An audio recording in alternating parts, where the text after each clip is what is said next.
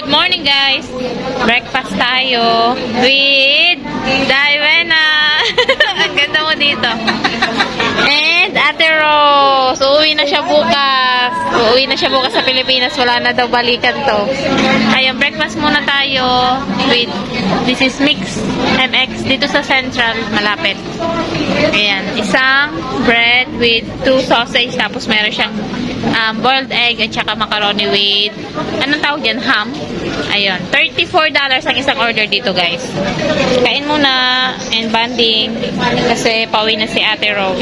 Bakit hindi pa malamig? Wala kayong sinabi. Umorder ako ng milk. Nilalagyan ng sugar para masarap. Ayan. Uy, gusto niyo sugar.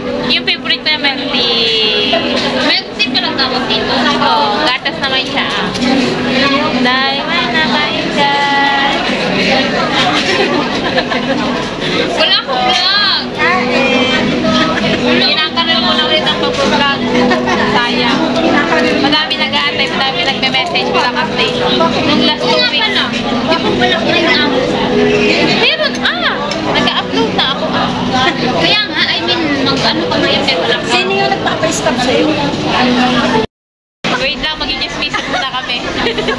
Chika-chika muna. Wait lang, dyan muna kayo Naghiwalay na kami guys nila Ate Rose. Pupunta na sila ng Big Buddha and bukas is pauwi na siya, pero mamayang hapon magkikita ulit kami. So namasyal muna kami ni Diana dito sa may Ferris wheel. Ito sa Hong Kong, sa Central. Ito yung malaking Ferris wheel na katabi ng dagat. Ano tawag dito? AIA lang yung nababasa ko. Katabi siya ng mga building guys. Makikita mo pag nasa taas ka yung buong buildings, yung mga tanawin. Tapos yung dagat. Kaso alam nyo ba, hindi pa ako nakakatry nito na umakyat dyan. Never ko pang natry. Kami sana ng Diana, kaso ayun. Tinamad na kasi ang haba-haba ng pila. Sobrang haba. Wala ka nang maubos yung time mo ba sa pila pa lang. Kaya punta na lang kami ng Tamar Park. Doon na lang kami mag-picture-picture at gumala. So ayun, kami lang munang dalawa. Mag-aantay. Maghapong mag-aantay.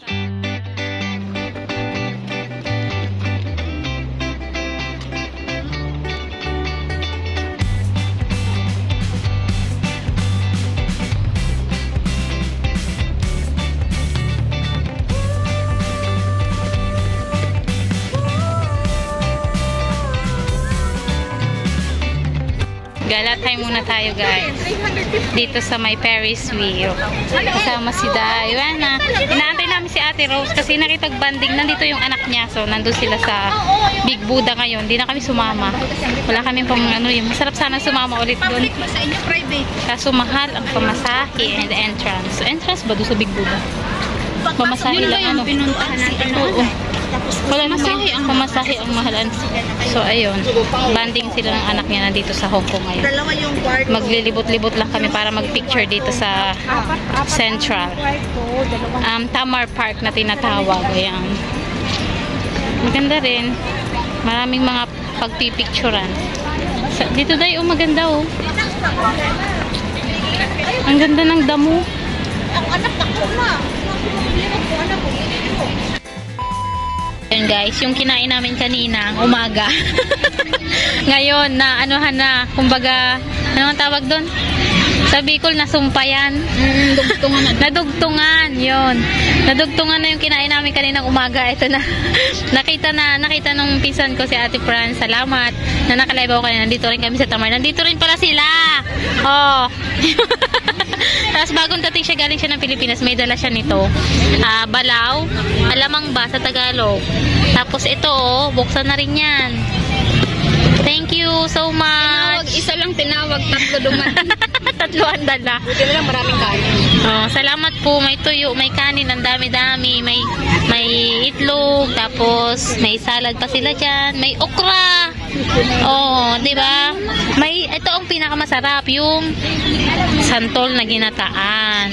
Galing galing pa yan ng Bicol. Thank you so much, Ate Fras. Thank you. Thank you. Nakakain kami. Nadugtungan ang aming breakfast. Meron pa. Salamat po. Salamat sa pagkain. Thank you. Ayan, dito pa rin kami sa Tamar, guys. Ayan yung view natin. Sobrang ganda. Uy, ang ganda ng view. Kain, ubos na. Ang ganda ng view sa camera. Sanay na ako. Diba, yung mga pulis nakabantay. Huwag kayong mag-ano-ano dyan. May mga pulis lagi dito nakabantay. Mahigpit sila sa mga nagbebenta-benta. Yung mga may ginagawang kaanumalyahan. Bawal ditong matulog, bawal humiga. Upo-upo lang, guys. Ganyan po. Ayan, ang ganda ng views dito, Wow. Uy, ang ganda mag-picture dito, Day. Day, mag-picture tayo dito. Nakaupo dyan, tapos ganun. Ganda, diba? Ang ganda. Ayan yung Summer Park. Ang daming Pinay, Ang daming Pinay, ang daming pulis. Ayun, ito Diba? Ay, salamat ka. Apakpan mo natin kay marami. Ang ganda, diba? Mapresko pati, mahangin. Day, ubos na.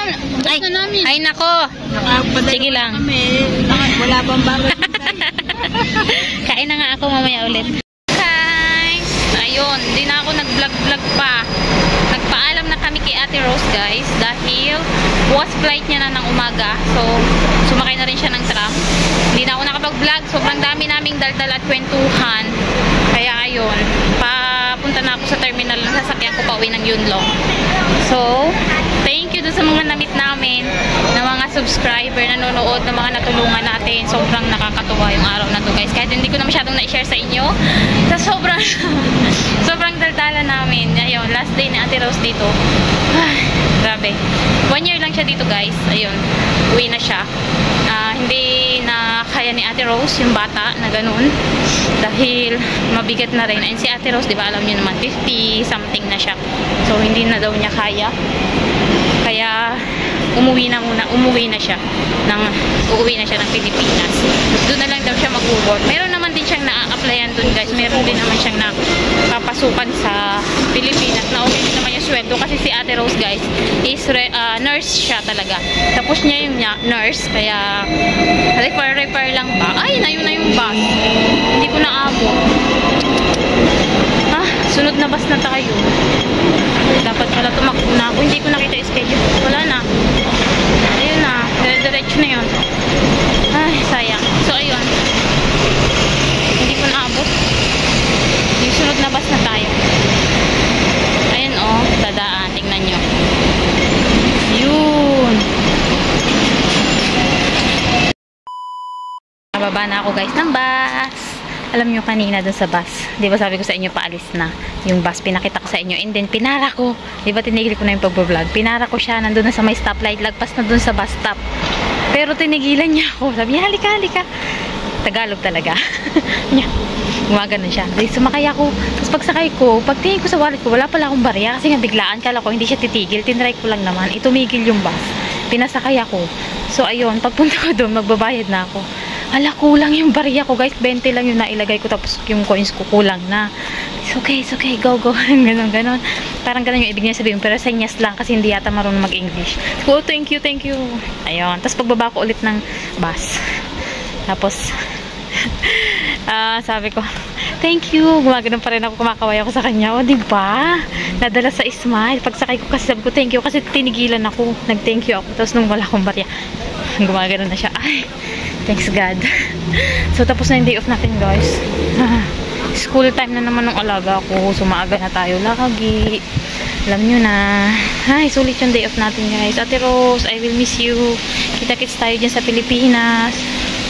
So, ayun, guys. Malapit na sa bahay. Ay, nandyan siguro sila. Alas 9 na late ngayon ang pinaka-late ko na uwi. 9 o'clock. Mag 9:30 na yata. Pero okay lang yan. Wala naman tayong curfew. Basta mag-chat na lang yan siguro pag kung alas 10 na ako uwi, mag-chat na yan. Nasaan ka na, late na, gano'n. Pero hindi naman sinasabi na dapat ganitong oras nakauwi ka. So, yung iba kasi may gano'n. 8 o'clock yung curfew, yung iba 8:30. Yung kasama namin kanina 8:30. So, alas 6, umuwi na siya. And then si Daiwen na alas 9. Ayun. So, ayan guys. Thank you for watching. Ewan ko makablog ako sa loob ng bahay. Nandyan sila. Oh, wala. Wala sila, guys. Ayan, nandiyan. Wala yung sasakyan nila. Thank you. Bye-bye. Nakakapag-vlog tayo sa loob. Maliligo na rin ako. Bye-bye. Salamat sa panonood. Namimiss kita, Ate Rose. Alam niyo, lagi natin kasama si Ate Rose kahit saan tayong gumala, di ba? Nakikita niyo siya lagi sa vlog. So, ayun, umuwi na siya, guys. And, ano lang, first time niyang pumunta dito sa Hong Kong. Refer lang siya. So, hindi niya na daw kaya yung bata kasi sobrang laki ng alaga niya, guys. Laging karga. So, hinihingal na si Ate Rose. Hindi niya na kaya. Kaya, ayun, umuwi na lang. So, yun. Wala na tayong makakasama. Yan, nandiyan si Daiwei na kami dalawa. Tapos, yung mga pinsan ko, kaso minsan Sabado sila, guys. So, hindi rin kami lagi mga nagkikita ng mga yun. So, ayun. Nakakalungkot man. Pero, ayun na yun. Ay, nakaligo na pala ako. And yeah, sleep time na tayo. Aga na naman tomorrow. Dahil sa alaga natin, maghapong kudkud na naman tayo. Pero, mas okay sa akin pag nandyan sila kaysa wala. Napapagod ako pag wala.